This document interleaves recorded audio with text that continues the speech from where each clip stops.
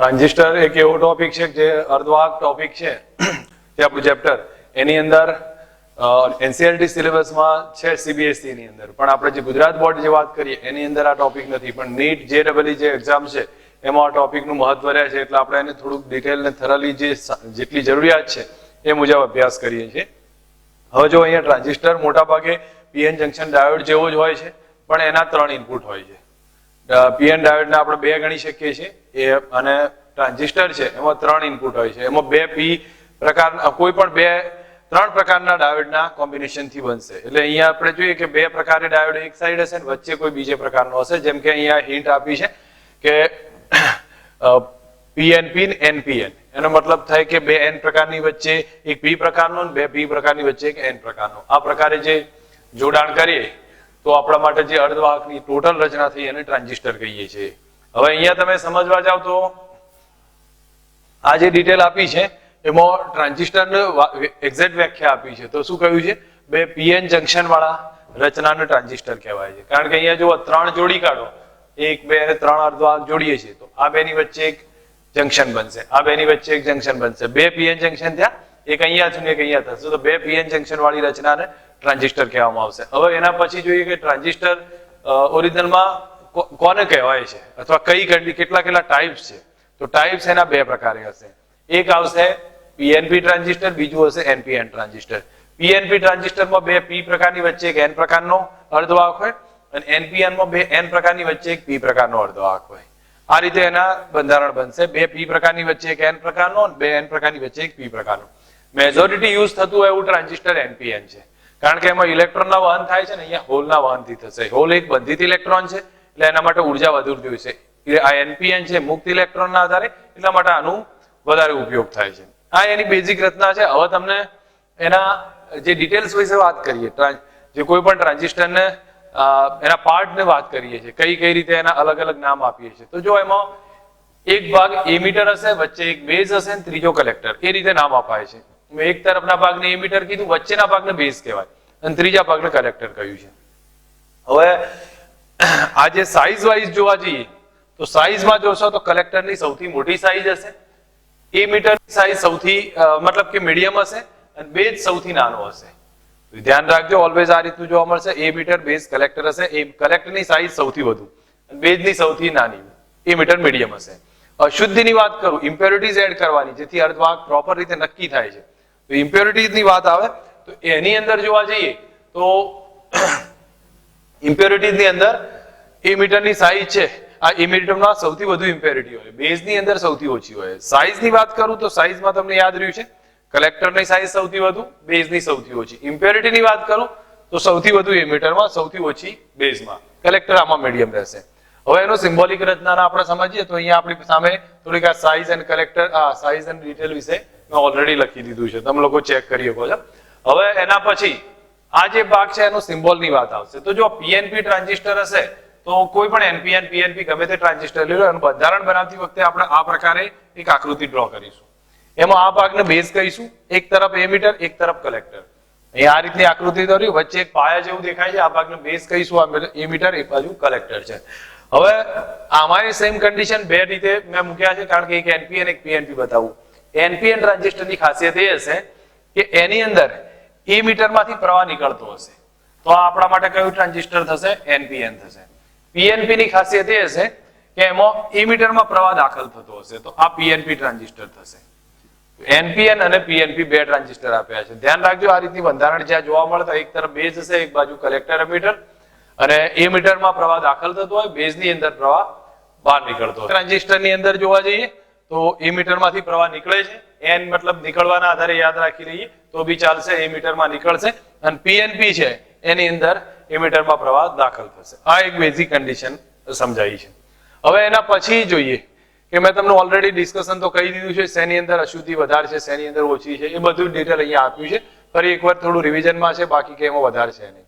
મહત્વનું એક પોઈન્ટ આપ્યો છે, ટ્રાન્ઝિસ્ટરને કાર્ય કરાવવા માટે એ 2 પ્રકારના જંકશનની રચના થશે. 2 મીટરના જંકશન એટલે આ એમીટર બેઝ જંકશન ને એમીટર બેઝ જંકશન કહેવામાં આવશે. આ જે જંકશન બન્યું ને એમીટર અને બેઝ ની વચ્ચેનું છે, એટલા માટે એમીટર બેઝ જંકશન કર્યું છે. કલેક્ટર અને બેઝ વચ્ચેના જંકશન કલેક્ટર બેઝ જંકશન કહેવામાં આવે છે. અથવા કલેક્ટર જંકશન. એમિટર બેઝ વચ્ચેના જંકશન એમિટર જંકશન બી કહેવામાં આવે છે. તો એટલા માટે કહ્યું છે ટ્રાન્ઝિસ્ટરને કાર્યશીલ રાખવા માટે એમિટર જંકશન છે ને એને હંમેશા ફોરવર્ડ બાયસમાં રાખીશું અને કલેક્ટર જંકશન છે એને હંમેશા રિવર્સ બાયસમાં રાખીશું. તો ધ્યાન રાખવાનું છે એમિટર બેઝ જંકશન છે એને ફોરવર્ડ બાયસમાં રાખશું, કલેક્ટર જંકશન હંમેશા રિવર્સ બાયસમાં રાખીશું. આ એની બેઝિક બંધારણ ડિટેલ થઈ જાય. ટ્રાન્ઝિસ્ટરનું મોટા ભાગે આટલી કન્ડિશન લગભગ ઉપયોગ થતો હોય છે, પછી એને પ્રેક્ટિસના આધારે આપણે આગળ યુઝ કરીએ એ અલગ વસ્તુ છે. હવે અહીંયા એક નાનો ટોપિક આપ્યો છે, ટ્રાન્ઝિસ્ટરને બાયોપોલર જંકશન ટ્રાન્ઝિસ્ટર કહેવાય છે. બાયોપોલર જંકશન ટ્રાન્ઝિસ્ટર એટલા માટે કહેવામાં આવશે કે આમાં ઇલેક્ટ્રોન અને હોલ બેના કારણે વિદ્યુતનું વહન થાય છે. ઇલેક્ટ્રોન તેમજ હોલ બેના લીધે વિદ્યુતનું વહન થાય છે, એટલા માટે એનું શું નામ આપ્યું છે? બાયોપોલર જંકશન ટ્રાન્ઝિસ્ટર. આટલું ધ્યાન રાખી હવે આગળનો મેઇન કાર્ય પદ્ધતિ ઉપર જોઈએ, ટ્રાન્ઝિસ્ટરની કાર્ય પદ્ધતિ. આને સમજવાનું છે, શાંતિથી થોડું ધ્યાન આપીએ તો ક્લિયર થાય એવો ટોપિક છે. એટલે જો અહીંયા તમારા સામે આટલું બતાવું છું કે ટ્રાન્ઝિસ્ટરની કાર્ય પદ્ધતિ કઈ રીતે રચનામાં આવશે. હવે તમે એક વસ્તુ સમજવા જાઓ તો અહીંયા તમને એટલું દેખાશે કે આપણી સામે એક ટ્રાન્ઝિસ્ટર મૂકેલું છે, NPN છે, NPN ટ્રાન્ઝિસ્ટર છે. અને NPN ટ્રાન્ઝિસ્ટરમાં જોયું કે એમિટર બેઝ જે એમિટર અને બેઝ વચ્ચેનું જંકશન છે એ ફોરવર્ડ બાયસમાં રાખવું પડશે. કલેક્ટર બેઝ જંકશન છે અને કલેક્ટર જંકશન છે એ રિવર્સ બાયસમાં રાખીશું. હવે એના માટે અહીંયા આપણે એક કામ કરીએ, આની સાથે એક બેટરી કનેક્ટ કરીએ છીએ અને અહીંયા એક છેડો જોડી કાઢ્યો, આની સાથે એક બેટરી છે. ટ્રાન્ઝિસ્ટરમાં ત્રણ આઉટપુટ હશે, ઇનપુટ ગણો આઉટપુટ ગણો, જે બી ત્રણ છેડા હશે તો એક અહીંથી નીકળશે, એક અહીંયા છે અને ત્રીજો અહીંયા છે. હવે એમાં એક કોમન રાખવાનું, કોઈ પણ એક. જેમ કે અહીંયા મેં બેઝ કોમન રાખ્યો, કોઈ વાર એમિટર કોમન રાખીશું, કોઈ વાર કલેક્ટર કોમન રાખીશું, ઠીક છે. પણ અહીંયા બેઝ કોમન રાખ્યો, બેઝ કોમન રાખીને આપણે ટ્રાન્ઝિસ્ટર બનાવીએ છીએ. આ ટ્રાન્ઝિસ્ટર કોમન બેઝ ટ્રાન્ઝિસ્ટર કહેવાય. કોમન બેઝ એટલા માટે કે આનો બેઝ કેવો છે? કોમન છે. અને જે અહીંયા જોઈએ તો કલેક્ટરમાંથી એક છેડો નીકળે છે, બેઝની સાથે કનેક્ટ થાય, એમિટરમાંથી એક છેડો નીકળે, બેઝ સાથે કનેક્ટ થાય, બેઝ કોમન છે. આ કોમન બેઝ ટ્રાન્ઝિસ્ટર છે. હવે અહીંયા બેટરી જોડતા વખતે પહેલા ધ્યાન રાખવાનું, આમાં ફોરવર્ડ બાયસ ગોઠવવાનો છે, કારણ કે આ બંને વચ્ચે તો N પ્રકારની સાથે નેગેટિવ, અહીંયા P પ્રકાર છે એની સાથે પોઝિટિવ, તો આ ફોરવર્ડ બાયસ બની જશે. આ બેટરીને VEE બેટરી કીધી છે. નામ કોઈ પણ આપી શકો, એનાથી મહત્વ નથી. એમીટર છે એટલા માટે VEE કીધી. તો એમીટર જંકશન નું ફોરવર્ડ બાયસ માટે N સાથે નેગેટિવ, P સાથે પોઝિટિવ. આને રિવર્સ બાયસમાં ગોઠવવું છે તો N સાથે પોઝિટિવ ગોઠવીશું અને P સાથે નેગેટિવ. આ કન્ડિશન હશે. ફરી એકવાર બતાવું છું, N સાથે નેગેટિવ, P સાથે પોઝિટિવ, ફોરવર્ડ બાયસ આ રહ્યું. અને કલેક્ટર જંકશન છે, N સાથે નેગેટિવ સાથે પોઝિટિવ આવશે, N સાથે પોઝિટિવ અને P સાથે નેગેટિવ. આ VEE બેટરી છે. આની વેલ્યુ 5 થી 10 ની વચ્ચે હશે, આની 50 થી 100 ની વચ્ચે જોવા મળશે, થોડી 10 ગણી વધારે હશે આની વેલ્યુ. હવે બીજી એક વાત બતાવું, એમીટર જંકશનમાં ફોરવર્ડ બાયસ છે એટલે ડેપ્લેશન લેયર પાતળું થશે, કલેક્ટર જંકશનમાં રિવર્સ બાયસ ડેપ્લેશન લેયર જાડું થશે. બંને આ સમજ હોવી જોઈએ. એમીટરમાં ફોરવર્ડ બાયસ છે એટલા માટે ડેપ્લેશન લેયર પાતળું, આમાં જાડું થશે. હવે આની કાર્યપદ્ધતિમાં સમજ રાખો. સમજો કે અહીંથી ઇલેક્ટ્રોન છે, એમીટરમાં ફોરવર્ડ બાયસ છે એટલે ઇલેક્ટ્રોન ઈઝી N થી P માં જશે. અહીંયા ફોરવર્ડ બાયસ હોવાના કારણે ઇલેક્ટ્રોન ઈઝી N થી P માં જશે. તો સમજો કે અહીંયા આપણે જોઈએ ઇલેક્ટ્રોન જો N થી P માં જાય તો અહીંથી અહીંયા જાય છે તો એના કારણે અહીંયા પ્રવાહ નિર્માણ કરશે. એ પ્રવાહને આપણે IE કીધું છે. હવે IE જેટલો પ્રવાહ નિર્માણ કરી દેશે, ઠીક છે. વાસ્તવમાં ઓરિજિનલમાં જોવા જાવ તો ઇલેક્ટ્રોન આમથી આમ જાય, પ્રવાહ તો એનાથી વિરુદ્ધમાં હશે એટલે પ્રવાહની ડાયરેક્શન તમે નીચે બતાવી શકો. અને તમને મેં કહ્યું હતું NPN માં પ્રવાહ નીકળે એમીટરમાંથી. બીજા શબ્દોમાં ઇલેક્ટ્રોન આમથી આમ જાય છે, એની વિરુદ્ધ દિશામાં. પ્રવાહ અને ઇલેક્ટ્રોનની દિશા તો વિરુદ્ધમાં હશે કારણ કે ઇલેક્ટ્રોન નેગેટિવ ચાર્જના કારણે કરશે અને પ્રવાહ તો ધન વિદ્યુતભારના કારણે. પ્રવાહની દિશા આમ છે, ઇલેક્ટ્રોન એનથી P માં જાય છે. કોના કારણે? ફોરવર્ડ બાયસના કારણે. એ ધ્યાન પર રાખજો. હવે નેક્સ્ટ એના પછી અહીંયા જશે તો અહીંયા અશુદ્ધિનું પ્રમાણ ઓછું છે બેઝની અંદર, અને બેઝની અંદર અશુદ્ધિનું પ્રમાણ ઓછું હોય તો 5% ઇલેક્ટ્રોન બેઝમાં જશે અને બેઝના હોલ સાથે સંયોજાશે. બેઝ P પ્રકારનો છે એના હોલ સાથે સંયોજાશે અને એ આ ધન તરફ એટ્રેક્ટ થઈ જશે અને IB પ્રવાહનું નિર્માણ કરી દેશે. કયા પ્રવાહનું નિર્માણ કરશે? IB, બેઝ પ્રવાહ. આ એમીટર પ્રવાહનું અહીંથી ગયા એટલે અહીંયાથી એમીટર પ્રવાહનું નિર્માણ કર્યું. હવે આના 5% જ ઇલેક્ટ્રોન આમાં સાથે સંયોજાયા અને 5% આની સાથે સંયોજાય કયા પ્રવાહનું નિર્માણ કરી દીધું? બેઝ પ્રવાહનું. બાકીના ઇલેક્ટ્રોનના VEE બેટરી ખેંચી લેશે તો એ જશે કલેક્ટરમાં અને કલેક્ટરમાં જઈ કયા પ્રવાહનું નિર્માણ કરશે? IC પ્રવાહનું નિર્માણ કરશે. માઇન્ડમાં આટલું સેટ રાખો. પહેલા તો ફોરવર્ડ બાયસના કારણે અહીંથી ઇલેક્ટ્રોન ગયા તો એમીટર પ્રવાહનું નિર્માણ કર્યું. 5% ઇલેક્ટ્રોન બેઝના હોલ સાથે સંયોજાઈ IB પ્રવાહનું નિર્માણ કરશે. 95% ઇલેક્ટ્રોન કલેક્ટરમાં જતા રહેશે અને આઈસી પ્રવાહ નિર્માણ કરી દેશે. એનો મતલબ થયો કે આપણી પાસે 3 પ્રકારના પ્રવાહ આવી ગયા છે. એ 3 પ્રકારના પ્રવાહ છે, એક આઈ, બીજો આઈબી અને ત્રીજો આઈસી. આ એમીટર પ્રવાહ, આ બેઝ પ્રવાહ, આ કલેક્ટર પ્રવાહ છે. ઠીક છે. આ મિલી એમ્પિયરના ક્રમનો જોવા મળે છે. મિલી એમ્પિયરના ક્રમનો હશે, આ પણ મિલી એમ્પિયરના ક્રમનો છે અને આ માઇક્રો એમ્પિયરના ક્રમનો છે. તમને આઈડિયા ક્લિયર કરું, તમને ખ્યાલ આવી જશે. જો સમજો અહીંયા સિદ્ધાર્થમાં અહીંથી મિલી એમ્પિયર પ્રવાહ પસાર થયો, એમાંથી 5% ઇલેક્ટ્રોન જ બેઝના પ્રવાહ નિર્માણ કરશે, એટલા માટે માઇક્રો એમ્પિયરનો થઈ ગયો છે. અને બાકીના 95% ઇલેક્ટ્રોન કલેક્ટરમાં જતા રહેશે, તો એ મિલી એમ્પિયરનો રહેશે. બીજા શબ્દોમાં આપણે જોવા જઈએ તો આઈ બરાબર શું કહી શકીએ? IB plus IC. આ ધ્યાન રાખવા જેવું એક રિલેશન બન્યું છે જે આગળ જતા ઉપયોગમાં આવશે. મતલબ એમીટર પ્રવાહ બરાબર શું થયું? બેઝ પ્રવાહ વત્તા કલેક્ટર પ્રવાહ. અને આ યાદ હોવું જોઈએ, આઈ બરાબર આઈબી પ્લસ આઈસી.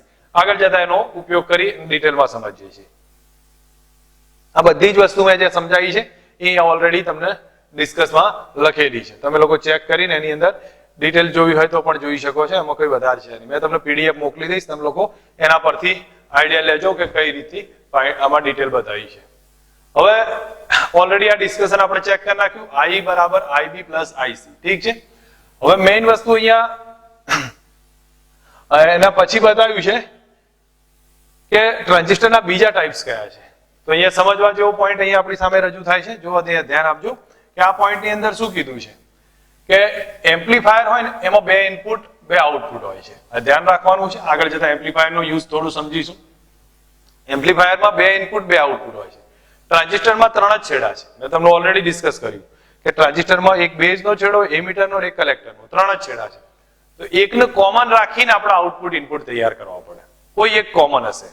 તો સમજો આની અંદર આપણે જોયું તો બેઝ કોમન રાખ્યો, તો આ કોમન બેઝ ટ્રાન્ઝિસ્ટર થયું. એવું જ એમીટર કોમન રાખીશું, કોમન એમીટર ટ્રાન્ઝિસ્ટર. અને એના પછી કોમન કલેક્ટર રાખીએ તો કોમન કલેક્ટર ટ્રાન્ઝિસ્ટર. 3 ટાઈપ્સ એના પડશે. તો જો અહીંયા તમારી સામે કહ્યું છે ટ્રાન્ઝિસ્ટરને ફક્ત 3 ટર્મિનલ છે, બેઝ, એમીટર અને કલેક્ટર. આથી કોઈ એક કોમન રાખવાનું છે ઇનપુટ આઉટપુટમાં અને એના 3 પરિપથ તૈયાર થશે. કયા કયા? તો યાદ રાખજો, કોમન બેઝ પરિપથ, કોમન એમીટર પરિપથ અને કોમન કલેક્ટર પરિપથ. આ 3 વધારે યુઝ આવતા હોય છે. ઠીક છે. હવે મોટા ભાગે હું માનું ત્યાં સુધી આપણે કોમન બેઝ જોયો, પણ યુઝ મેક્સિમમ થતો હોય તો કોમન એમીટરનો થાય છે. તો આપણે કોમન એમીટરનો ટ્રાન્ઝિસ્ટર છે એની સેટઅપની આકૃતિ છે હું તમારા સામે ડ્રો કરી લઉં છું. આ તો ઓલરેડી અવેલેબલ છે, એટલે કોમન એમીટરનું થોડું ધ્યાન રાખી દો કઈ રીતે આવશે.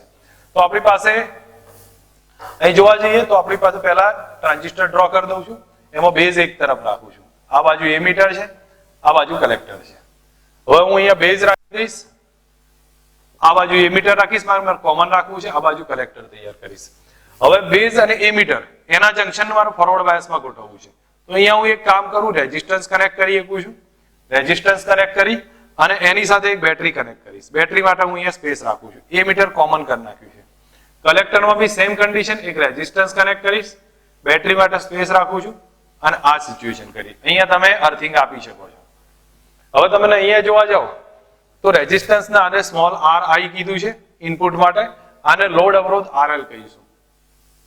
બરાબર. અહીંયા તમે એક વસ્તુ છે, આને ફોરવર્ડ બાયસમાં રાખવું છે તો તમને એનપીએન ટ્રાન્ઝિસ્ટર છે એ મેં તમને યુઝ કરવાનું કીધું છે. પહેલાથી જ આપણે એનપીએન ટ્રાન્ઝિસ્ટર યુઝ કરીશું. તો ફોરવર્ડ બાયસમાં એન સાથે નેગેટિવ, એટલે અહીંયા નેગેટિવ દોરીશું. અને આ છે, સોરી મારી ભૂલ થાય છે, અહીંયા તમે જોવા જશો તો એમીટર એન ટાઈપ છે, કારણ કે એન પી એન છે. તો એમીટર એન ટાઈપ, તો એની સાથે નેગેટિવ ટર્મિનલ આવશે. અને આ બેઝ પી ટાઈપ છે તો એની સાથે પોઝિટિવ ટર્મિનલ. ધેટ મીન્સ આ ફોરવર્ડ બાયસમાં આવ્યો. અહીંયા તમે જોવા જાઓ તો કલેક્ટર એન ટાઈપ છે તો એની સાથે નેગેટિવ ટર્મિનલ આવશે. અને એમીટર, સોરી આપણે પેલા એમીટરના અને કલેક્ટરના આધારે પ્રોપર જોઈએ તો આમાં તમને એક્ઝેક્ટ બનશે નહીં, પણ કલેક્ટરને પહેલો પકડો. એમીટર તો કોમન છે એટલે કલેક્ટરને પકડીને આપણે ટ્રાય કરીએ છીએ. તો કલેક્ટર છે એન ટાઈપ, એન ની સાથે અહીંયા પોઝિટિવ આવશે અને અહીંયા નેગેટિવ તૈયાર થશે. આ રીતની બંધારણ. ફરી એકવાર થોડો આઈડિયા કન્ફ્યુઝન ના થાય એટલા માટે ક્લિયર કરું છું. કોમન બેઝમાં કોમન એમીટર ટ્રાન્ઝિસ્ટરની વાત કરું છું. કોમન એમીટર, આમાં એમીટર કોમન છે ને તો એને છોડી દો. બેઝ ને એને બેના આધારે તૈયાર કરો. બેઝ કયા પ્રકારનો? પી પ્રકારનો છે તો અહીંયા ધન જોડી કાઢો, આ ફોરવર્ડ બાયસમાં આવી ગયો છે. અહીંયા કલેક્ટર એન પ્રકારનો છે તો એને રિવર્સ બાયસમાં લાવો તો એની સામે પી જોડી કાઢો. એમીટરની ચિંતા ના કરો તો આ રિવર્સ બાયસમાં તૈયાર થઈ જશે.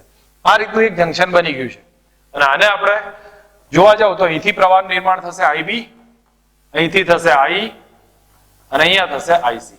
હવે તમને મેં કહ્યું હતું એનપીએન ટ્રાન્ઝિસ્ટરમાં આઈ બહાર નીકળે, અહીંથી બહાર નીકળશે તો આ બેમાં દાખલ થતો હશે, આ બેમાં દાખલ થશે ને આઈ અહીંયા બહાર નીકળશે. આ થઈ ગયું કોમન એમિટર ટ્રાન્ઝિસ્ટર. મોટા ભાગે આનો યુઝ થાય છે.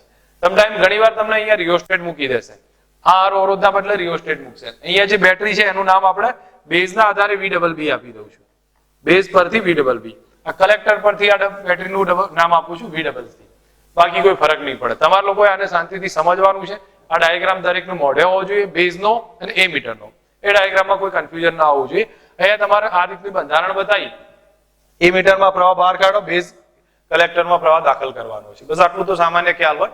અહીંયા લોડ અવરોધ, આર અવરોધ બંનેમાં કનેક્ટર નાખ્યા છે. ત્યારબાદ અહીંયા મહત્વની સમજવા જેવો પોઈન્ટ આવે છે કે આ બેઝ છે, એમીટરને આપણે ગણવાનું નથી. બેઝ એનપીએન ટ્રાન્ઝિસ્ટર તો પી પ્રકાર છે, તો અહીંયા પોઝિટિવ જોડી અને ફોરવર્ડ બાયસમાં રાખ્યું. કલેક્ટર એન પ્રકારનો છે, એની સાથે અહીંયા આપણે પોઝિટિવ જોડી અને રિવર્સ બાયસમાં રાખીએ છીએ. બસ આ એક આની બંધારણ થશે કોમન એમીટર ટ્રાન્ઝિસ્ટર. ઠીક છે, મેં તમને 3 પ્રકારે કીધા, કોમન બેઝ, કોમન એમીટર અને કોમન કલેક્ટર. હવે તમારી સામે અહીંયા આપ્યું છે કે પ્રવાહ ગેઇન. પ્રવાહ ગેઇન ની વાત કરી છે, તો પ્રવાહ ગેઇન માટે હું તમને 2 પ્રવાહ ગેઇન ની વાત કરી દી. એ ઓલરેડી આગળ આવશે, પણ આપણે પ્રવાહ ગેઇન આલ્ફા અને બીટા બંને શોધી કાઢીએ. હવે તમે એક વસ્તુ ધ્યાન આપો, આપણી સામે આ કોમન બેઝ પરિપથ છે. તમને આઈડિયા આપવા માટે આને થોડુંક એડજસ્ટ કરું છું. ઓકે, અહીંયા આને થોડું આગળ લઈ લઉં છું. હવે આ કોમન બેઝ પરિપથ છે, તો અહીંયા કોમન બેઝ માટે પ્રવાહ ગેઇન એટલે પ્રવાહ ગેઇન નો મતલબ થશે કોઈ પણ પ્રવાહ ગેઇન આવે, હંમેશા અહીંયા લખી દઉં છું, પ્રવાહ ગેઇન ની વાત આવે બરાબર આઉટપુટ પ્રવાહ બાય ઇનપુટ પ્રવાહ. હવે આઉટપુટ પ્રવાહ ભાગ્યા ઇનપુટ પ્રવાહ. અહીંયા કોમન બેઝ પરિપથ ની અંદર જોઈએ તો કોમન બેઝમાં આઉટપુટ, બેઝ તો કોમન છે એટલે આપણે એને લઈશું નહીં. આઉટપુટ થશે આઈસી, આઉટપુટ પ્રવાહ આઈસી થશે, કારણ કે આઉટપુટ જે બી હશે અહીંયા લેવાનું આવશે. ઇનપુટ થશે આઈ, કારણ કે એમીટર ઇનપુટ છે, એ ઇનપુટ એમીટર, કલેક્ટર આઉટપુટ છે. તો આમાં બહાર નીકળે એને આપણે નહીં ગણતા, બહાર નીકળે અંદર આવે એનાથી કોઈ મતલબ નથી, પણ આપણે કલેક્ટર સાઈડ આઉટપુટ ગણીશું, એમીટર આ સાઈડને ઇનપુટ ગણીશું. તો અહીંયા આપણા માટે આઈસી આઉટપુટ પ્રવાહ થઈ ગયો, આઈ ઇનપુટ પ્રવાહ છે. એટલા માટે કોમન બેઝ છે, તો કોમન બેઝ માટે આપણે આલ્ફા યુઝ કરીશું. આલ્ફા બરાબર આઈસી ભાગ્યા આઈ, આઈસી ભાગ્યા આઈ થશે. તમને યાદ રાખવા માટે એક સિમ્પલ વિઝન હોવું જોઈએ તમારી સામે. બેઝ કોમન છે તો એક તરફ એમીટર, એક તરફ કલેક્ટર, તો આઈસી ભાગ્યા આઈ કરો, આપણા માટે પ્રવાહ ગેઇન મળી જશે. હવે તમે ધ્યાન રાખજો કે અહીંયા ઈ આવ્યો છે તો આપણે અહીંયા આલ્ફા લઈ લઈશું, એનો સિમ્બોલ આલ્ફા બરાબર પ્રવાહ ગેઇન શું કહેવાય, આઈસી ભાગ્યા આઈ. હવે આ કોમન બેઝ માટેની કન્ડિશન છે. કોમન એમીટરમાં તમે જાતે વિચારો, તો કોમન એમીટરમાં આઉટપુટ શું છે, એમીટર તો કોમન છે, આઉટપુટમાં કલેક્ટર છે, ઇનપુટમાં બેઝ છે, તો આઈસી ભાગ્યા આઈબી થશે. આઉટપુટ પ્રવાહ આઈસી, ઇનપુટ પ્રવાહ આઈબી. તો એ વખતે કોમન એમીટર માટે લખીશું આઈસી ભાગ્યા આઈબી, અને એને આપણે બીટા કહી દઈશું. હું તમને ઈઝી યાદ રહે એટલા માટે કહું છું. જો તમને એમીટર કોમન હોય, સીઈ હોય, કોમન એમીટર છે, તો એમીટર કોમન છે, આ તરફ કલેક્ટર, આ તરફ બેઝ, કલેક્ટર ભાગ્યા બેઝ, આઈસી ભાગ્યા આઈબી, અને નીચે બી આવે છે, ધેટ મીન્સ બીટા હશે. યાદ રાખવા માટે ઈઝી પડશે. અહીંયા તમે જોવા જાઓ તો આમાં બેઝ કોમન, તો આઈસી ભાગ્યા આઈ, એક તરફ કલેક્ટર, એક તરફ એમીટર, આઈસી ભાગ્યા આઈ થશે. અને નીચે ઈ આવે છે તો આપણે આલ્ફા યાદ રાખી લઈએ. તો માઇન્ડમાં યાદ રહે તો એ પ્રમાણે યાદ રાખો કે કોમન એમીટર હશે, આ કોમન બેઝ છે, તો આલ્ફા આવશે. આલ્ફા બરાબર આઈસી ભાગ્યા આઈ. કોમન એમીટર આવે તો બીટા આવશે, બીટા બરાબર આઈસી ભાગ્યા આઈબી. બંને રિલેશન ધ્યાન રાખી દેજો, જે ઓલરેડી તમને ડિસ્કસ કરીને અહીંયા બતાવી દીધા છે. હવે એક અગત્યનું સમજવા જેવું સેન્ટેન્સ તમને કહી દઉં છું કે આલ્ફા છે એ જોવા જઈએ તો આલ્ફા હંમેશા 1 કરતા ઓછો હશે. કેમ ઓછો હોય તમને આઈડિયા આપું છું. આલ્ફા બરાબર અહીંયા જોવા જાઓ તો 1 કરતા ઓછો હશે. રીઝન એક જ છે કે આ મૂળ પ્રવાહ આઈ છે, એમાંથી 2 ભાગ પડે છે, આઈબી અને આઈસી.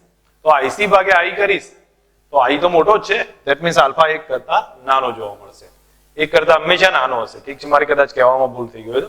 અને જ્યારે બીટાની વાત કરું તો બીટા થશે આઈસી ભાગ્યા આઈબી, આઈસી ભાગ્યા આઈબી. હવે તમે સામાન્ય રીતે ઓબ્ઝર્વેશન લો તો આઈસી તો મિલી એમ્પિયર નો છે, આઈબી માઇક્રો એમ્પિયર નો, તો બીટા હંમેશા 1 થી વધારે જશે. 1 થી વધારે જોવા મળશે. ઠીક છે, આ બધી કન્ડિશન ઓલરેડી ડિસ્કસ કરીને મેં તમારી સામે રજૂ કર્યું છે, એટલે કે એમાં વધારે બીજું જોવાનું નથી. મેઇન વસ્તુ આટલું તમને હતું એ ક્લિયર કરી નાખ્યું છે. જો અહીંયા તમને કહ્યું છે એના પછી બીટા હંમેશા 1 કરતા કેવો હશે, વધારે હશે, આલ્ફા 1 કરતા કેવો હશે, ઓછો હશે. તમે લોકો આ બે ઇક્વેશન ધ્યાન પર રાખી દેજો, જેથી આપણું કામ ઈઝી થઈ જશે. ઠીક છે, હવે આગળ વાત કરીએ ટ્રાન્ઝિસ્ટરની લાક્ષણિકતા ને સમજીએ એના પહેલા આઈ થિંક એક પોઈન્ટ તમારી સામે બતાવી દઉં છું, જે તમે લોકો ધ્યાન રાખી દેજો. અહીંયા આને કાઢી નાખું છું, આ પોઈન્ટને એક રિલેશન થી સમજાવું છું કે યુઝ કઈ રીતે આપણે કરવાનો છે. સમજો, આઈસી બરાબર કેટલા આવશે, આઈ બરાબર આઈસી પ્લસ આઈબી થાય.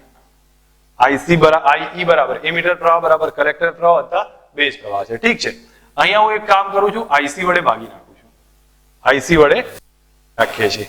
જો આઈસી વડે ભાગીએ તો આપણા માટે થશે આઈ ભાગ્યા આઈસી બરાબર આઈ બરાબર આઈસી પ્લસ આઈબી થશે. બરાબર, હવે આઈ બાય આઈસી વડે ભાગી નાખીએ તો આઈ બાય આઈસી થશે, આઈબી ભાગ્યા પણ કેટલા થશે, આઈસી થશે.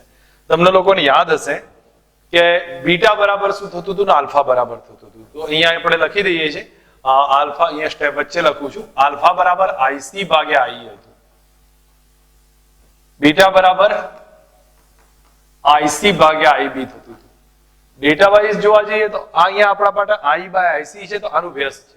હવે આનું વ્યસ્ત હોય તો એક આપણે કરીએ, આપણે આના વ્યસ્તના રિલેશન ને અહીંયા સેટ કરીએ તો આ થશે 1 upon આલ્ફા બરાબર 1 પ્લસ 1 upon બીટા થાય.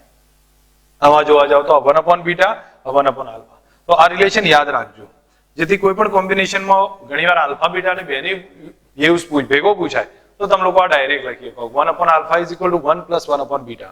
1 upon alpha is equal to 1 plus 1 upon beta. આ રિલેશન ધ્યાન રાખજો. તમને 3 ઇક્વેશન તો યાદ હોવા જોઈએ. આલ્ફા નું કયું કહેવાય, બીટા કયું કહેવાશે. 1 upon alpha is equal to 1 plus 1 upon beta થશે. ઠીક છે, એના પછી તમે જે ઇક્વેશન બનાવો હોય એડજસ્ટ કરી શકો છો. હવે મેઇન પોઈન્ટ આવે છે ટ્રાન્ઝિસ્ટરની લાક્ષણિકતા. ટ્રાન્ઝિસ્ટરની લાક્ષણિકતા સમજવી હોય તો એનો ડાયાગ્રામ પહેલા ક્લિયર રાખવો જોઈએ. હવે આપણે કયું ટ્રાન્ઝિસ્ટર લઈએ છીએ, કોમન એમિટર લઈએ છીએ. કોમન એમિટર ટ્રાન્ઝિસ્ટરની લાક્ષણિકતાની વાત આવશે. હવે તમારા સામે જો આ લાક્ષણિકતા અહીંયા ક્લિયર કરેલી છે તો એનો પ્રોપર ડાયાગ્રામ અહીંયા સેટ કરાવડાવું છું. હું આ ડાયાગ્રામને આપણે પછી જોઈએ છીએ, પહેલા આ ડાયાગ્રામને એવોઇડ કરી એ રીતે પહેલા ડાયાગ્રામ ચેક કરીએ છીએ. જો કોમન એમિટર ટ્રાન્ઝિસ્ટરને તમને ડ્રો કરવો, સમજવો કઈ રીતે, તો એક માટે કોમન એમિટર બનાવી દે. આપણી સામે એક છેડો જાય છે, એક છેડો બહાર આવે છે. આ કલેક્ટર હશે, એમિટર હશે, આ બેઝ હશે. કલેક્ટર, બેઝ અને એમિટર, આ રીતનું 3 હશે. હવે અહીંયા જોવા જઈએ તો આપણે આની ફોરવર્ડ બાયસમાં રાખવાનો છે, આને રિવર્સ બાયસમાં રાખવાનો છે. આનો બેઝ પ્રવાહ મેઝર કરવા માટે આપણે એમિટર મૂકી દઈશું. આ બેઝ પ્રવાહ આઈબી ને મેઝર કરશે. અહીંયા કલેક્ટર પ્રવાહ મેઝર કરવા માટે એક એમિટર મૂકીશું, આઈસી ને મેઝર કરી દેશે. ઠીક છે, અને અહીંયા આપણે આઈ મેઝર કરી શકીએ છીએ. બીજી વસ્તુ અહીંયા જો આને અર્થિંગ આપી દઈશું. હવે ત્યારબાદ અહીંયા હું 2 લાઈન ડ્રો કરીશ, વાયર ડ્રો કરીશ, અને એને આપણે કઈ રીતે કનેક્ટ કરવા એ સમજી લો. તો અહીંયા એક બીજું વોલ્ટમીટર કનેક્ટ કરી દઈશું. એ વોલ્ટમીટર આ 2 છેડાની વચ્ચે હશે. હવે એ વોલ્ટેજ કયો માપશે પછી જોઈએ છે, અથવા તમને અહીંયા બતાવી દઉં. બેઝ અને એમીટર વચ્ચેનો વોલ્ટેજ છે, એટલે VB લખી દઉં છું. બેઝ એમીટર વચ્ચેનો વોલ્ટેજ છે. ઠીક છે, એવું જ કન્ડિશનમાં અહીંયા આપણે ચેક કરીએ.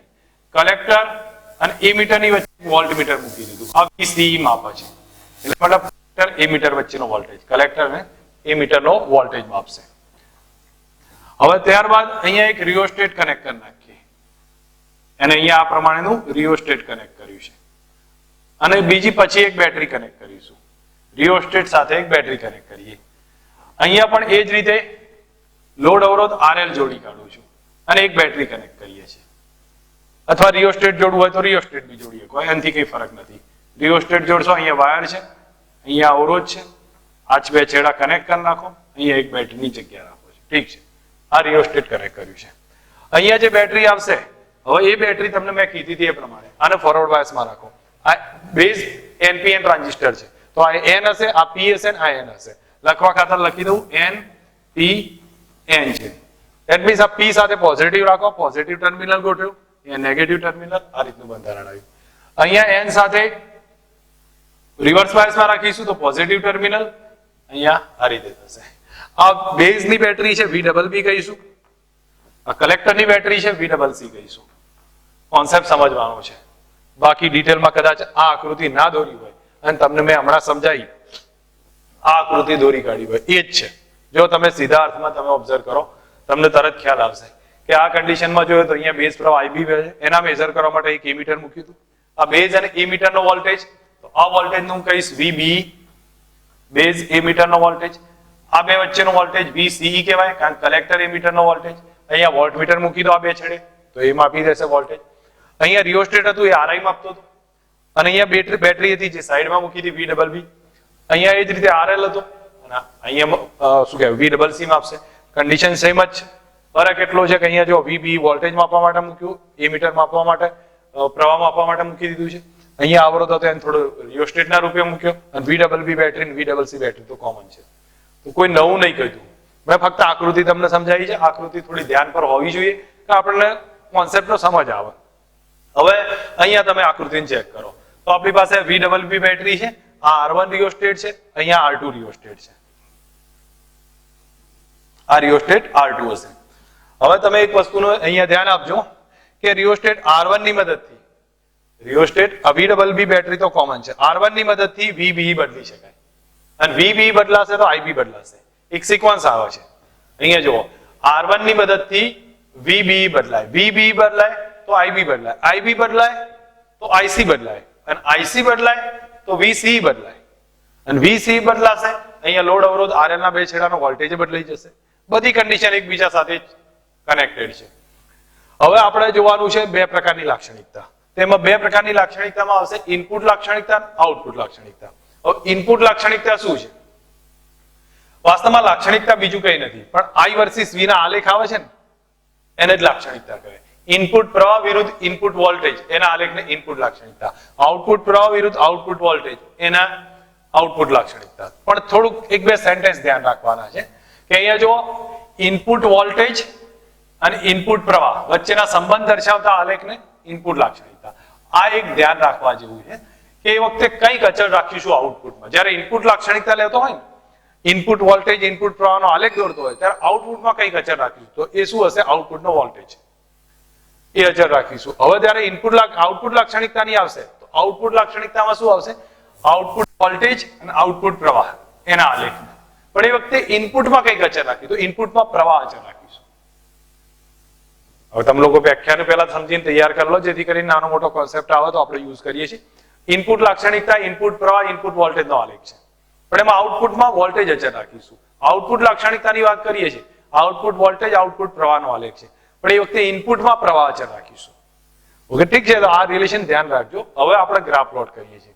તો ગ્રાફ પ્લોટ કરતી વખતે અહીંયા તમારી સામે એક હિન્ટ કહી છે. જો રિયોસ્ટેટ R1 ની મદદથી VBE બદલી શકાય, R1 ની મદદથી VBE બદલાય, બેઝ ને એમીટરનો વોલ્ટેજ બદલી શકાય, અને R2 ની મદદથી VCE બદલાય. અહીં જે R2 છે એની મદદથી VCE બદલાય છે. R1 ની મદદથી VBE બદલાય અને R2 ની મદદથી VCE બદલાય છે. હવે બાકી પછી કોમન હતું. હવે તમને આ ગ્રાફ આપ્યો છે, પહેલો ગ્રાફ ચેક કરીએ. પહેલો ગ્રાફ સમજો તો ક્લિયર થશે આમાં કે આ કોના વર્સિસ કોનો છે? Base versus IB versus VBE નો, એટલે ઇનપુટ લાક્ષણિકતા છે. હવે ઇનપુટ લાક્ષણિકતામાં મેં તમને કોમન કોન્સેપ્ટ તો યુઝ કરવાનું કહ્યું હતું ભાઈ કે ઇનપુટ લાક્ષણિકતા વાસ્તવમાં બીજું કંઈ નહીં હોય, ઇનપુટ પ્રવાહ ઇનપુટ વોલ્ટેજનો આલેખ છે. હવે ઇનપુટ પ્રવાહ કયો છે તો તમે જોઈએ કહો ઇનપુટ પ્રવાહ બેઝ IB છે અને ઇનપુટ વોલ્ટેજ VBE છે. હવે આઉટપુટ પ્રવાહ છે IC, આઉટપુટ વોલ્ટેજ VCE છે. યાદ રાખો વ્યાખ્યામાં શું અચળ રાખવાનું કહ્યું હતું? જ્યારે આપણે ઇનપુટ લાક્ષણિકતા ડ્રો કરીએ તો ઇનપુટ પ્રવાહ વર્સિસ ઇનપુટ વોલ્ટેજ અને આઉટપુટનો વોલ્ટેજ અચળ રાખીશું. હવે આઉટપુટનો વોલ્ટેજ તો VCE છે, એને અચળ રાખી દઈએ. તો હવે ડાયાગ્રામ તમે પ્રોપર જોઈએ. હું આઈડિયા આપું તમને જો સમજજો. તમે VCE ને અચળ રાખી દો. VCE નું એક મૂલ્ય લઈ લો 2 વોલ્ટ. ધારી લઈએ છે VCE બરાબર 2 વોલ્ટ લીધું છે. અમને કદાચ 2 વોલ્ટ જ લીધું છે, ઠીક છે, 2 વોલ્ટ લઈ લીધું. હવે અહીંયા આપણે રિયોસ્ટેટ બદલીએ. રિયોસ્ટેટ બદલાતા VBE બદલાશે, VBE બદલાતા IB બદલાશે. હવે એ બે રીડિંગ નોટ કર્યા, એ પ્રમાણે જે બી આવતા હોય રીડિંગ નોટ કરતા જઈએ, એનો ગ્રાફ પ્લોટ કરીએ. પણ એ દરમિયાન VCE કેવો રાખીશું? અચળ. સમજો મારો કહેવાનો, VCE નું ફક્ત 2 વોલ્ટેજ રાખી દીધો છે. વીસી 2 વોલ્ટે રાખીએ અને તમે વીબી બદલો, રિયોસ્ટેટની મદદથી વીબી બદલશો, આઈબી બદલાશે, વીબી બદલો, ફરી પાછો આઈબી બદલાશે, એનો ગ્રાફ પ્લોટ કરો. ગ્રાફનો નેચર આવો આવ્યો છે. પીએન જંકશનમાં ફોરવર્ડ બાયસ આવે છે ને એને મળતો આવે છે. આ ટાઈપનો નેચર આવ્યો છે. ઠીક છે. હવે બીજી વખત ચેક કરીએ. 2 ના બદલે 20 વોલ્ટ કરી નાખીએ. 20 વોલ્ટ લઈએ, ફરી પાછો રિયોસ્ટેટ R1 ની મદદથી વીબી બદલીએ અને એ બદલાતા આઈબી બદલાશે અને એનો ગ્રાફ પ્લોટ કર્યો. એ ગ્રાફે આવો જ આવ્યો. 10 વોલ્ટ લો, 2 વોલ્ટ લો, એ પ્રમાણે અલગ અલગ લેતા જશો, ગ્રાફનો નેચર આવું જ આવશે. પણ એ દરમિયાન આઉટપુટમાં શું અચર રાખ્યું છે? આઉટપુટ વોલ્ટેજ એટલે VCE અચર રાખ્યું છે ઇનપુટ લાક્ષણિકતા. કોન્સેપ્ટ સિમ્પલ છે. ઇનપુટ લાક્ષણિકતા ક્લિયર થાય એવું છે, સામાન્ય દરેકને આવડે એવું છે. જો ફરી એકવાર બતાવી દઉં છું કે ઇનપુટ લાક્ષણિકતા એટલે ઇનપુટ પ્રવાહ IB અને ઇનપુટ વોલ્ટેજ VB એનો ગ્રાફ છે. હવે તમે આ રિયોસ્ટેટ R1 ની મદદથી VB અને IB બદલતા જાઓ અને એને મેઝર કરો તો એ વખતે પણ પહેલી કન્ડિશન કે આઉટપુટનો વોલ્ટેજ અચર રાખીએ તો 2 વોલ્ટ અચર રાખ્યો એનો ગ્રાફ આવો હોય. પછી આઉટપુટ વોલ્ટેજ બદલી કાઢીએ 10 વોલ્ટ કરી નાખીએ, એને અચળ પકડી રાખીએ અને ગ્રાફ પ્લોટ કર્યો તો આવો આવે છે. હવે આમાં તો ઓહમનો નિયમ પડાતો નથી. પીએન જંકશન ડાયોડ જેવો હોય અને ઓહમનો નિયમ ના પડાતો હોય તો આપણે અવરોધ શોધવો પડશે. એ અવરોધ કેટલો આવે? Delta V upon delta I. હવે જો ડેલ્ટા V કેટલું? ડેલ્ટા VB અને ડેલ્ટા I ડેલ્ટા IB. તો એ ઇનપુટ અવરોધ થઈ ગયો. ઇનપુટમાં જે અવરોધ આવે તો RI બરાબર કેટલા? ડેલ્ટા VB ભાગ્યા ડેલ્ટા IB. એ પછી જોઈએ છે. ચલો અહીંયા કદાચ ડાયરેક્ટ લખ્યું હોય તો ઠીક છે, પ્રાચલ પછી જોયા છે ને, ઠીક છે. હવે હું તમને આ પહેલો ઇનપુટ લાક્ષણિકતા ખતમ કરી, પછી આવે છે આઉટપુટ લાક્ષણિકતા. આઉટપુટ લાક્ષણિકતાની વ્યાખ્યા યાદ કરો તો આઉટપુટ વોલ્ટેજ, આઉટપુટ પ્રવાહનો આલેખ. આઉટપુટ વોલ્ટેજ, આઉટપુટ પ્રવાહનો આલેખ. પણ એ દરમિયાન શું અચળ હતું? ઇનપુટમાં કંઈક અચળ હતું. ઇનપુટમાં પ્રવાહ અચળ હતો. તો ઇનપુટનો પ્રવાહ IB થાય, બેઝ પ્રવાહ IB થશે, ઇનપુટનો પ્રવાહ IB, એને અચળ રાખવાનો. હવે IB અચળ રાખો, IC ને VC બદલતા જાઓ અને એનો ગ્રાફ પ્લોટ કરો. IB અચળ રાખો, R2 ની મદદથી VC બદલો, VC બદલાતા IC બદલાશે અને એનો ગ્રાફ પ્લોટ કરો. એનો ગ્રાફનો નેચર આવશે, એ આઉટપુટ લાક્ષણિકતા આપશે. તો જો પહેલી વખત આપણે IB રાખ્યા 20 માઇક્રોએમ્પિયર અને IC ને VC નો ગ્રાફ પ્લોટ કર્યો તો એ આવો જોવા મળે. પછી IB બદલ્યા, પાછા 40 કર્યા અને પછી ગ્રાફ પ્લોટ કર્યો તો આવો જોવા મળે. ફરી પાછા બદલ્યા, 60 કર્યા, 80 કર્યા, 100 કર્યા, આ રીતનો ગ્રાફ જોવા મળે. આ ગ્રાફની ખાસિયત બહુ અગત્યની છે. આ ગ્રાફ ખાસ એક ઇમ્પોર્ટન્ટ રિઝલ્ટ બતાવે છે કે એની અંદર તમે ઓબ્ઝર્વ કરો, આ જે વિસ્તાર છે, આટલો વિસ્તાર મળ્યો, એની અંદર શું જોવા મળ્યું છે? પ્રવાહ અચળ છે. જો પ્રવાહ અચળ છે, વોલ્ટેજ વધે છે. પ્રવાહ અચળ છે પણ વોલ્ટેજ વધે છે. તો આ તો બહુ અગત્યની રિઝલ્ટ થયું. તમે ધારો કે સિગ્નલ આવે ને, રેડિયોનું સિગ્નલ આવે છે. હવે આપણી પાસે બેટરી તો પ્રવાહ માપનો જ આપવાની, બેટરી પ્રવાહ માપનો આપે છે પણ એનું વોલ્ટેજ વધારી શકીએ છીએ, દેટ મીન્સ સિગ્નલ મોટું કરી શકીએ છીએ એટલા જ પ્રવાહના મૂલ્ય સાથે. તો એ સિચ્યુએશન અહીંયા સમજવા આવડી છે કે પ્રવાહનું મૂલ્ય માપ એટલું કોન્સ્ટન્ટ રહે છે પણ વોલ્ટેજ વધે છે. તો આ કાર્યશીલ વિસ્તાર થયો કે એમ્પ્લીફાય કરીએ, નાના સિગ્નલને મોટું કરી શકાય, એમ્પ્લીફાયર તરીકે ઉપયોગ થાય છે. એટલે આ સમજવા જેવો પોઈન્ટ અહીંયા આવ્યો છે. હવે તમે જો અહીંયા એના પછી હિન્ટ આપી છે કે પહેલા આપણે IB અચળ રાખો અને VC અને યોગ્ય ગાળામાં બદલો, IC નો વધતા જાઓ, એનો ગ્રાફ પ્લોટ કરો. ફરી પાછો VB IB બદલી કાઢો અને પછી એનો ગ્રાફ પ્લોટ કરો. એ આઉટપુટ લાક્ષણિકતા આવશે. એનો જે મધ્ય ભાગ આવ્યો ને, જે આપણે ઓલરેડી અહીંયા ડિસ્કસ કર્યો, એમાં એને આપણે કાર્યશીલ વિસ્તાર કહેવાય છે. કયું? આલેખના મધ્ય ભાગને કાર્યશીલ વિસ્તાર કહેવામાં આવશે. કારણ કે આમાં શું થાય છે? IC અચળ રહે છે અને VC બદલાય છે. એટલે એનો મતલબ થયો કે IC પર VC આધાર નહીં રાખતો અને એ વિસ્તારનો એમ્પ્લીફાયર તરીકે ઉપયોગ થાય છે ટ્રાન્ઝિસ્ટરનો. તો આ વસ્તુ સમજ આવી કે આપણે જે ઘરમાં એમ્પ્લીફાયર હોય છે એનો આ ટાઈપે નાના વોલ્ટેજ હોય અથવા સિગ્નલ હોય અને મોટો વોલ્ટેજ ક્રિએટ કરી નાખીએ તો એમ્પ્લીફાયર તરીકે ટ્રાન્ઝિસ્ટરનો સીધો ઉપયોગ કરી શકીએ છીએ. આ બધી કન્ડિશન આપણે આઉટપુટ ઇનપુટ લાક્ષણિકતા. ઇન શોર્ટ આપણને દરેકને મોઢે હોવી જોઈએ આઉટપુટ લાક્ષણિકતા કઈ છે, ઇનપુટ લાક્ષણિકતા કઈ છે. કારણ કે આમાં કોઈ બીજો ઓપ્શન તમારી જોડે નથી, તમારે સમજીને તૈયાર કરવાનું રહેશે. તો જો એકવાર ફરી આ ઇનપુટ લાક્ષણિકતાની વાત કરું તો IB વર્સિસ VB નો ગ્રાફ છે, આઉટપુટમાં VCE અચળ હશે, એનો ગ્રાફનો નેચર આ રીતે આવશે. અહીંયા અવરોધ જોવા મળશે, કેટલો આવે? Delta VB upon delta IB input અવરોધ થશે. આઉટપુટ લાક્ષણિકતાની વાત કરું, આઉટપુટમાં IC વર્સિસ VCE નો આલેખ છે, ઇનપુટમાં પ્રવાહ IB અચળ હશે. હવે ઇનપુટ પ્રવાહ IB જો અચળ રાખીએ આપણે તો એ અલગ અલગ મૂલ્ય લઈશું, એનો આ ટાઈપનો ગ્રાફ આવે. આ જે વિસ્તાર આવ્યો એનો કાર્યશીલ વિસ્તાર કહેવાય. કેમ કાર્યશીલ કહેવાય? કારણ કે અહીંયા જે વોલ્ટેજ છે એ આઈસી પર આધાર નહીં રાખે અને એ વધતો જશે પણ એનો પ્રવાહ સાથે કોઈ નિસ્બત નહીં હોય, એટલે એનો એમ્પ્લીફાયર તરીકે ઉપયોગ થાય છે. આ ઇનપુટના આઉટપુટ લાક્ષણિકતાઓ થઈ ગઈ. હવે આપણને યાદ હોય આ બધી વસ્તુઓ તો 2-3 પ્રાચલ સમજવાના છે. હવે કયા પ્રાચલ એટલે ઇન ધ સેન્સ કે એના જે પેરામીટર આવે છે એને સમજવાના છે. તો જો પહેલો ઇનપુટ અવરોધ મેં તમારી સામે ઓલરેડી ડિસ્કસ કર્યું હતું. ઇનપુટ વોલ્ટેજ ભાગ્યા ઇનપુટ પ્રવાહ R બરાબર V upon I. તો ડેલ્ટા VB ભાગ્યા ડેલ્ટા IB, ડેલ્ટા VB ભાગ્યા ડેલ્ટા IB એને ઇનપુટ અવરોધ કહી દીધું. બસ આપણું કામ અહીંયા ખતમ થઈ ગયું છે. તો ડેલ્ટા VB ભાગ્યા ડેલ્ટા IB અને એને અવરોધ કહ્યું. અને અચળ શું હશે? તો યાદ છે આપણને અચળમાં શું છે? VC અચળ છે. તો તમે લોકો અચળનું કદાચ પાછળ યાદ રાખો. મેઇન વસ્તુ તો આપણને delta VB upon delta IB input અવરોધ કહી દીધો છે. ઇનપુટ અવરોધ આટલા સુધી ક્લિયર હશે. એનું મૂલ્ય કેટલા ક્રમનું જોવા મળશે? કિલો ઓહમના ક્રમનું જોવા મળશે. ઓકે, ઠીક છે. હવે આઉટપુટ અવરોધની વાત કરું છું. તો આઉટપુટ અવરોધમાં delta VC upon delta IC, delta VC upon delta IC. તો આખું સ્ટેપ આપણને ખ્યાલ રહ્યું. ડેલ્ટા VC ભાગ્યા ડેલ્ટા IC અને એ દરમિયાન શું અચળ? IB અચળ. Delta VC upon delta IC, IB અચળ. એ આઉટપુટ અવરોધ થયો. આનું મૂલ્ય 50 કિલો ઓહમના ક્રમનું હોય છે. એના કરતા 50 ગણું છે. આનું મૂલ્ય 50 કિલો ઓહમના ક્રમનું જોવા મળે છે. ઠીક છે. હવે આવે છે આ જો આપણી પાસે બે કન્ડિશન થઈ. એક ઇનપુટ અવરોધ, એક આઉટપુટ અવરોધ. હવે આવે છે પ્રવાહ ગેઇન. હવે આવે છે પ્રવાહ ગેઇન. પ્રવાહ ગેઇનમાં જોવા જાઓ તો આપણે જે કોમન એમીટર, તો એમીટર કોમન છે. એક તરફ કલેક્ટર છે, એક તરફ બેઝ છે. તો કલેક્ટર આઉટપુટ થયો, બેઝ ઇનપુટ થયો. તો IC upon IB આવશે. તો ડેલ્ટા IC ભાગ્યા ડેલ્ટા IB અને એ વખતે બીટા એને કહેવામાં આવશે.